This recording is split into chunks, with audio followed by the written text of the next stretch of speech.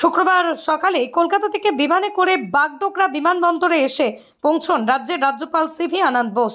এরপরই বাগডোগরা বিমানবন্দরে সাংবাদিকদের মুখোমুখি হয়ে তিনি বলেন, পুলওয়ামার ঘটনা নিন্দা জানানোর ভাষা নেই।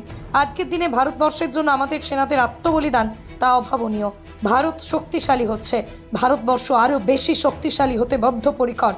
অপরদিকে মণিপুরে রাষ্ট্রপতি শাসন জারি করা হয়েছে, সেই প্রসঙ্গে প্রশ্ন করা হলে তিনি বলেন, পশ্চিমবঙ্গের রাজ্যপাল হয়ে সেই বিষয়ে কোনো মন্তব্য করব না। এরপরই সড়ক পথ দিয়ে সোজা চলে যান দার্জিলিংয়ের উদ্দেশ্যে। জানা গিয়েছে এদিন দুপুরে দার্জিলিংয়ের বাতাসিয়া লুপে শহীদদের প্রতি শ্রদ্ধা জানাবেন। আজ সন্ধ্যা নাগাদ বাগডোগরা বিমানবন্দর থেকে বিমানে করে কলকাতায় ফিরে যাবেন।